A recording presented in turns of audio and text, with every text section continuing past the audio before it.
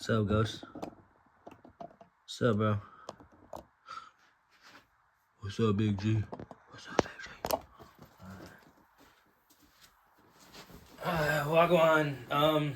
So what's up? Today is Monday.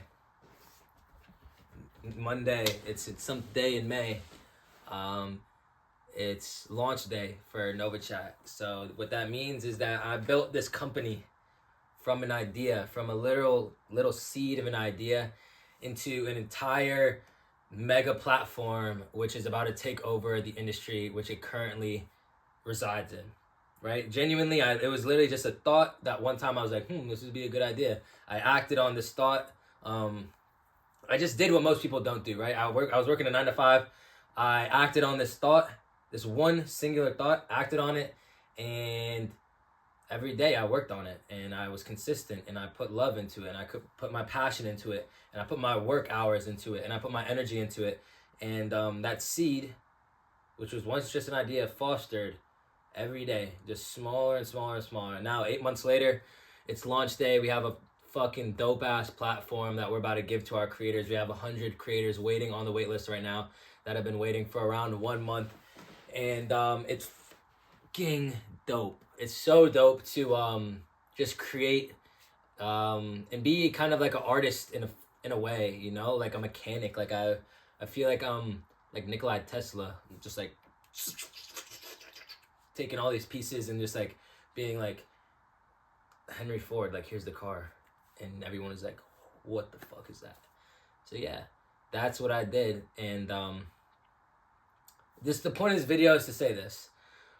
Today's launch day, and that means that in the near future, maybe a few months down the line, maybe a few days, maybe however many years, there might be more money coming into my life than I know what to do with, right? And so what I want to do is just take this time to kind of make it known to myself that I was rich way before I had any money at all, right? When I was working at GNC, making $13 an hour, $500 every 2 weeks. I was wealthy and rich, and just all the words for just so dope back then, because my heart was, my mind was, my routine was wealthy, my heart was wealthy, my mind was wealthy, my soul was wealthy, and at the end of the day, that made me wealthy, you know? So I never ever judged wealth by the amount of digits in a bank, what kind of whips or cars or jewelry or clothes, none of that stuff. Although I love it, I know that real wealth is in the heart, you know? I know that real wealth is in the soul, and everything else is just an addition. Everything else is just a little byproduct that it's a little like zero sum, right? You add it on, but it doesn't really hold any weight or value, but it's still cool stuff, but it holds no weight or value compared to the real wealth of who you are as a person. And so I guess just a little analogy I'll give that I think about a lot is that Genghis Khan is known to be the most wealthiest man alive, right? Or like most wealthiest man of all time. Genghis Khan, he owned all these colonies. He was like a super powerful guy, blah, blah, blah, had like 1 million children. And he owned the palaces and the gold, and all the money and the currency flowed through this dude. His veins were just like pumping with like money. Like this guy was so wealthy. And still to this day in our schools, we learn about this dude Genghis Khan and how rich he was, you know? So that's interesting, because for me, Genghis Khan is dead. Like Genghis Khan died a long time ago. And so what does Genghis Khan own right now? That's what I think about. Like what does all of his ownings and his castles and the things like blah, blah, blah, like what does Genghis Khan own?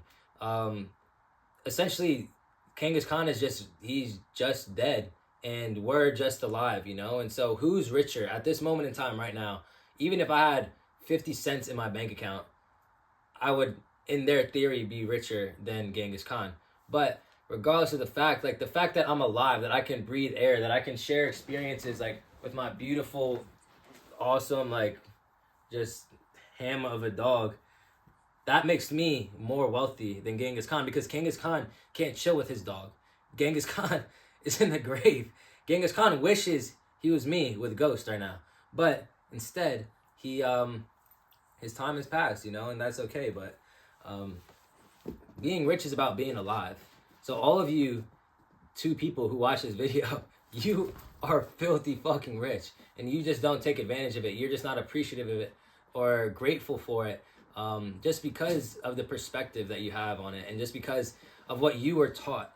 You were taught that wealth is in your bank, and what I'm telling you is that if you take away everything you ever thought, you'll find out very fast that wealth is here in your heart.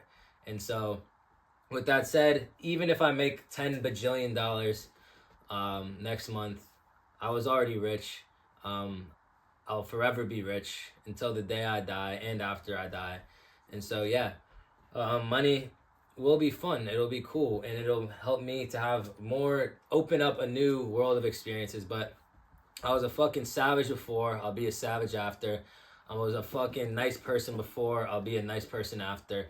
I read the Bible before. I'll read the Bible after. I woke up at 4 a.m. before. I'll do the same after.